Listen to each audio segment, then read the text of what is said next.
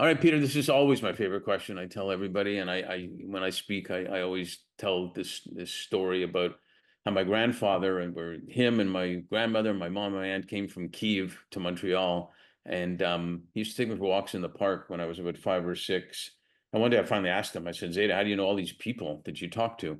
And he said, well, one day I smiled at somebody who came over and smiled back at me and started talking to me. And then another guy saw that we were smiling at each other and came over and talked to us, and I made a new friend there. And as a 5-year-old, I'm saying, well, this is pretty easy. I just got to smile. No, what's the big deal?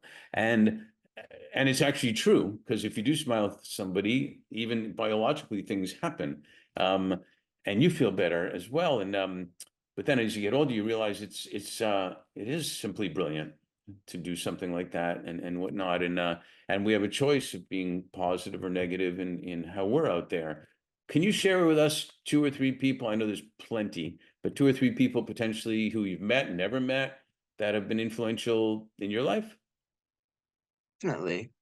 One of them I think of is Dr. Martin, that is probably long deceased by now. This was my macroeconomics teacher in the year 1999, actually. And he it was his last year teaching after being a university professor for about 45 years. And he was so certain of the difficulty of his class that on the first day of class, he would tell us our final exam question. It was one question. He said, address everything I've taught you in the entirety of this class, every single point, and make a 10-year economic plan for the United States. Whoa, man. Now, it sounded like a massive challenge at the beginning, but it also inspired us, right? To have this, a bunch of 19-year-olds who are like, oh, well, he thinks we can figure out how to do this. He thinks we can understand this. And we can step up to the game and come up with a plan. So we would spend hours and hours and hours in the weeks leading up to the final exam, meeting with friends, meeting with other classmates, talking through this graph or that chart and this economic strategy and different sides of the political spectrum of what economic strategies to be trying and coming up with ideas of what we would write in our final exam. And in the end, everybody who was in the class, I think everyone did pass, though it was probably one of my lowest grades in university. Oh no. He graded hard, but that was one where yeah, the whole class came together and individually each had their own separate plan, yes, but we worked really hard. We learned all the material. We and learned how to address all these very complicated points to come up with each one a very thorough economic plan. And so that teacher, he was just really inspiring. He was really tough, but also really an inspiring teacher because he really pushed us to do more than we thought we could do. Yeah. Another teacher back to my undergrad times, Dr. Tom Matthews, who is still with us. He's the director of the Geneseo Organization for Leadership Development. And he really set me off in my leadership journey in the academic sense or the theoretical sense. By the time I met him, I was a member of the university senate. I was an officer in various student organizations. But when I got involved with GOLD, that's the acronym for Geneseo Organization for Leadership Development, then I became one of the leader mentors. And then I became the leader of the leader mentors.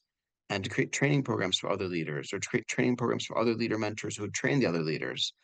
And this really caused me to learn the theory around leadership.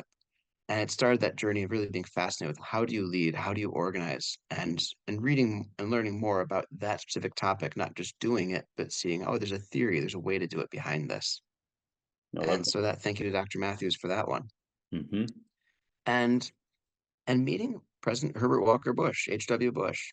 I met him about 2 years after he's out of office. I was an undergrad student, and my political leanings might be are more to the center left than his, but nonetheless, it was something really inspiring to meet him. I was selected because a small group of students were picked as people who had done well in the international relations program and economics programs to have a small meeting with him and for about 45 minutes to have a discussion before he gave a lecture at our university. And this is something where, after having been studying the theories of leadership, yeah, meeting someone who actually was a global leader really solidified some of those things I've been studying and the inspiration around them. And at the same time, gave me a sense of comfort because I was talking to President Bush and he was having a normal conversation with me. And that gave me a feeling of like, well, I'm not intimidated talking to him. Like, okay, he's a former president, he's not the sitting president. But again, at age 21 in this case, it gave me this feeling that, okay, I can talk to everybody. I'm comfortable talking to everyone after this. Yeah, that's So that was, such a big point mm, on both sides, that he was a leader just by the fact that you felt that way being with him. That's a skill set on the other person's side too.